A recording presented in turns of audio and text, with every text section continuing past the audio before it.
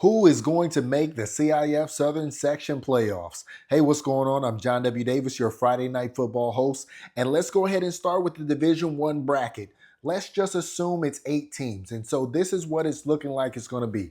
Mater Dei 1 seed, St. John Bosco 2 seed, Orange Lutheran 3 seed, Mission Viejo 4 seed, and that's a 10-0 team of 4 seed. Interesting. Centennial 5 seed, J. Sarah 6, Santa Margarita 7, they actually improved and got themselves truly into Division One consideration. And then Sierra Canyon rounding it out at 8. And Sierra Canyon rounding it out at 8 just because they pulled out a 21-20 win against Sarah on the road to win the Mission League. So we had a lot of big games this week. And this is the week of league championships. A lot of league championships came down to this week.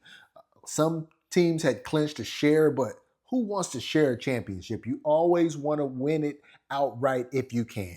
And so let's go ahead and start to run down the list. In Orange County, Mater Dei beat Orange Lutheran 38-14. And so that means they have an outright Trinity League title. Again, remember, Mater Dei is going into the playoffs 9-0 because they couldn't get that extra league, that extra non-league game. So, I mean, just what it is. How if Mater Dei ends up winning the sectional championship and the state championship and the national championship, they'll do it with one less game than they normally do. All right, Mission Viejo, like I said, 10-0, 40-14 win over Los Alamitos. So they ran through the Alpha League. They took care of business in non-league, and now we're gonna see, because Alpha League is Orange County's top public school league. So let's go ahead and say Mission Viejo is the top public school team in Orange County. What can they do against the Trinity League? We're just going to see, because at some point, if things work out the way they want, they're going to play Trinity League teams in the playoffs, and we'll have to see. But that first round matchup, Centennial at Mission Viejo, oh my goodness, that's a semifinal if that's how it shakes out. Well, it's a semifinal level matchup if that's how it shakes out, because that'll be a crazy first game for Division One, like a quarterfinal. Whew, man, that'd be tough. All right, Tustin got an outright Delta League. St. John Bosco, they bounced back 44-24 over J. Sarah. So that's a good win for them, because that 45-point loss, that didn't sit well with anybody over there. And so they had to do something to kind of get that out of the system a little bit. Obviously, you never want to forget that, because this is a game that should shape the careers of those young Bosco players. Koa Malaulu, he's a young quarterback. He's a freshman. He should remember that for his whole high school career. And same with lots of the other, sophomores and juniors and people like that they got over there. All right, Santa Margarita, 44-8 over Servite. So that was a really big win for them, because they hadn't won a game in a really long time. They hadn't won a Trinity League game at all coming into that. And so for them to pick up that win is really big for them, because that truly puts them in the conversation for Division One. It was getting to a point where Santa Margarita was at 9, and it was like, dang, you have to make Division One 10 just so Santa Margarita can get in. Because whatever you think about the program, the team on the field is one of the best, top 10 teams in the state, top 10 teams in the sectional. I mean, it kind of just is what it is. I mean, they're a Trinity League team. They've got some decent non-league wins, and, they play teams competitively. So them in the playoffs in Division One, they're kind of making their case. Hey, shout out to Marina. They created a 3-way tie with Beckman for the Lambda League title along with Kennedy. So that's pretty cool. Troy got an Iota League title. Brea Olinda, 10-0. Shout out to them. Running through a whole regular season undefeated is something that should be applauded and something to really recognize. And they got a Kappa League title. And then Los Amigos got a Sigma League title, and they are also 10-0. So Brea Olinda, Los Amigos, 10-0. Shout out to both of them. In the daily news area, I'm going to try to get through this real quick. Simi Valley won a share of the Marmonte League, and they beat Oaks Christian for the first time in program history. Shout out to Haley Sawyer for tweeting that flat fact. All right, Burbank, 42-21 over Burroughs. They won the Warrior Trophy out there. That wasn't necessarily for a league title, so let me keep going on stuff that was for a league. Aquinas 55-0 over Village Christian. That was a big win for them because it helped them win their third straight Ironwood League title. Aquinas is going into the playoffs 8-2. They're always a tough team. All right, Birmingham won the West Valley League title, so shout out to them. Who else we got? Kennedy won the Valley Mission League title, so that's a good win for them. And then Valencia earned an outright foothill league title. So that was really big because they did it in dominant fashion, y'all. I'm gonna do a little whisper. 35-0. Yeah, that's pretty good. All right, in the Valley, San Gabriel Valley, that is, Cathedral 16-14 over St. Paul, and so that means Cathedral wins the Angeles League. South Pasadena won the Rio Hondo League. Damien 34-31. I know a lot of people are always talking about Damien, but hey, man, they did their thing. They improved to 8-2.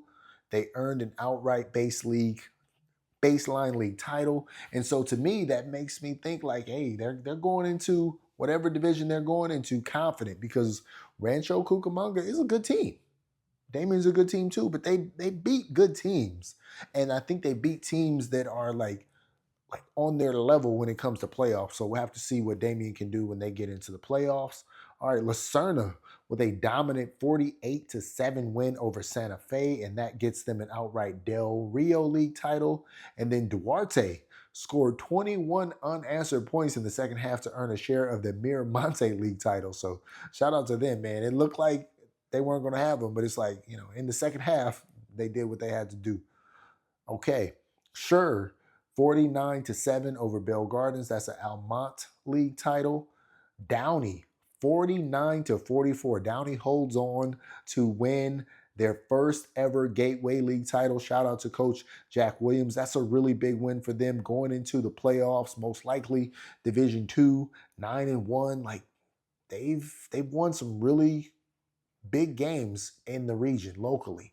Like they got that 1-point win over Milliken. It was 69-68, and now they got this 5-point win over Mayfair. I mean, I think that, obviously they got some things they want to improve on defense because you don't want to be giving up 68 points or 44 points, but they're winning. And that is the most important thing. If they can figure out how to win, it doesn't really matter how many points you give up. If you score more points than you give up, you're going to win games. And that's what Downey has been doing. So shout out to them. Quick shout out to Lakewood. They earned the third automatic spot out of the Moore League. And that's the third straight year that they finished third in the Moore League. So they are a playoff stalwart out of the Moore League now. So shout out to them. St. Anthony got a big win too. 30-27 over Crespi. So that was good. But let me get through this stuff. All right. So Sierra Canyon, 21-20. Over Sarah. The senior quarterback, Wyatt Becker. The Utah commit threw a game-winning touchdown to Jace Godwin. 5:19 left in the game, and then, it went back and forth, defense, and they ended up winning it. So now they're 7-3 overall. Like I said, they are, right on that cusp of the Division I bracket, and they got an outright Mission League title. So, they did what they had to do, and Sierra Canyon, it's a experienced team, but they got some young players. Like they got to feel pretty good, because Sarah's a really good team as well. Sarah easily could have, I won't say easily, but Sarah could have won that game and switched it up where you're talking about like, oh man, is Sarah going to be in D1 now? So Sarah has played really tough against Trinity League teams. So got to give them some credit as well. West Torrance won, North Torrance won, Palos Verdes beat Miracosta. In the inland area, Rancho Christian, they scored the final 24 points of the game, and Lola Carson made a game-winning 30-yard field goal. Shout out to Lola. Lola, you did your thing, girl, because this was her third field goal of the season, and Rancho Christian is now 8-1-1. And, man, whatever playoff bracket they get into, they might run through it. It's really just that simple. Because, they're not going to be in D1, 2, 3, 4, or something like that, but they might just run through it. I don't know. Centennial 54, Chaparral 12. So that's another Big West Upper League title for Centennial. I mean, that's just what they do out there. And then let me end you with this one. Orange Vista 13, Rancho Verde 12. So it's the Zomalt Brothers Ball at Orange Vista's coach got the best of his brother, and they improved to 6-4 overall, and then they earned an outright Ivy League championship. So that's really important heading into the playoffs. So shout out to all the other teams that got those outright league titles as well, because I know that's something that no one can ever take away from you, and it's something that'll give you confidence heading into the postseason as well. But I want to know what you think. Let me know what you think the Division I bracket should be. Okay. And then let me know what are some sleepers that are going to be in some of the other divisions, because it's going to be Division 1 through 14. So let me know if you're like, oh, this is a team to watch out in D4. This is a team to watch out for in D8. This is a team to watch out for in D12 or D10. Like, I want to know all of that, because I'm going to be following it, because I'll most likely have teams in the Long Beach area from, Division 1, possibly all the way down to like 13, 14. So I'm going to be paying attention to all the brackets. So let me know who you think I should be watching out for. All right. I'll see y'all in the next video. Hey, and I might do one on Sunday to talk about these brackets, because I know it's going to be some surprises. We'll just say that. All right. I'll see y'all in the next video. Peace.